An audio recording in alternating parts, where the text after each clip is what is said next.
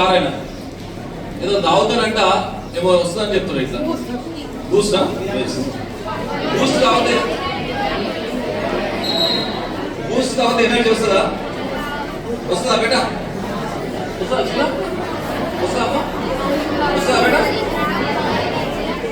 మనం ఏం చేస్తాము, పత్రికా ప్రకటన రాగానే మనం ఏం చేస్తాము, తక్కువ ఏదిగా తీసుకునేటువంటి ప్రయత్నం చేస్తాం. దాని తర్వాత ఈ మధ్యలో బ్రాండ్స్ వచ్చినాయి. మనం బ్రాండ్స్ బాగా చాలా ఇంపార్టెంట్ బేట.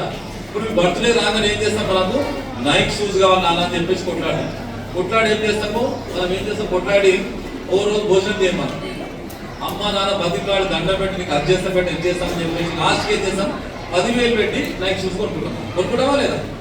ఇంకో డ్రెస్ మొత్తం అదే ఉంటుంది. ఇక మనం ఏదైనా బ్రాండ్ బ్రాండ్ బ్రాండ్ అనేటువంటి దాని మీద మనం ఏం చేస్తాము, తల్లిదండ్రులు ఎంతో కష్టపడి అయినా సరే కానీ మనకి ఏంటంటే ఆ బ్రాండ్ తీసుకుందాం అనేటువంటి దాని మీద మనం ఏం చేస్తాం, లాస్ట్కు ఆ బ్రాండ్ తీసుకొని బర్త్డే జరుపుకునేటువంటి పరిస్థితి. నేను ఇప్పుడు చెప్తున్నా, ఈ రోజు చెప్తున్నా, నేను సగర్వంగా చెప్తున్నా, బ్రాండ్ అది కాదు బేట.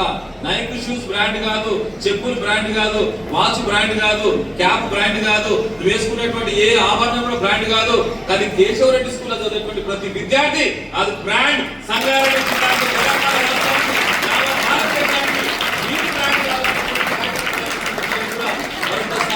మిమ్మల్ని అందరినీ కూడా సవినయంగా తెలియజేస్తున్న విషయాన్ని కూడా మరొకసారి తెలియజేసుకుంటాం.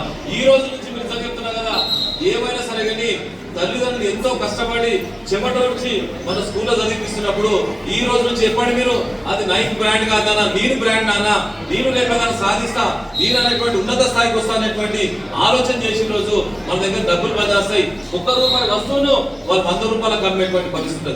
₹1 వస్తువును ₹100 అమ్ముతుంటే మనం ఏ రకంగా మోసం చేస్తున్నాం? ఇంత చదువుకొని కూడా ఈరోజు మోసం చేసేటువంటి పరిస్థితి అంటే దీని మీద మనం అందరం కూడా చైతన్యం కావాలా వద్దా అనేటువంటి ఈ అద్భుతమైన కార్యక్రమానికి మిమ్మల్ని అందరూ కూడా తెలియపరచుకుంటున్న విషయాన్ని కూడా మరొకసారి తెలియజేసుకుంటాం. ఈ రోజు నాకు తెలిసిన మటుకు చాలా మంది తెలుసో తెలియదు కానీ సృష్టిలో కల్తీ కానీ ఏదైనా ఉన్నదంటే ఉప్పుల పప్పుల చింతపండుల ఇందు లేదు అందు లేదు సందేహం లేదంటూ ఎందెందుకు దొరికిన కల్తీమయమైనటువంటి పరిస్థితి, గుడ్డుల కల్తీ, మాంసంలో కల్తీ, ఇక రకాలు చెప్పుకుంటూ పోతే ప్రతి దాంట్లో కల్తీమయమైనటువంటి పరిస్థితి.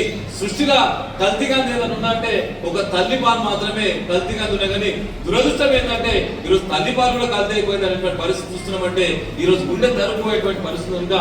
దాని నుంచి మనం విముక్తి కావాలి, దాని నుంచి మనం చైతన్యం కావాలంటే ప్రతి విషయం మీద మీకు అందరూ కూడా అవగాహన కల్పించాలనేటువంటి మంచి సదుద్దేశంతోనే ఈ కార్యక్రమాన్ని ఇక్కడ ఏర్పాటు చేసామని చెప్పేసి కూడా మిమ్మల్ని అందరూ కూడా కోరుతున్నటువంటి విషయాన్ని కూడా మరొకసారి తెలియజేసుకుంటాం.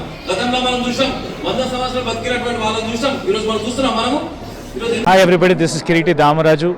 Like, share and subscribe to Saira TV. Oh, Saira!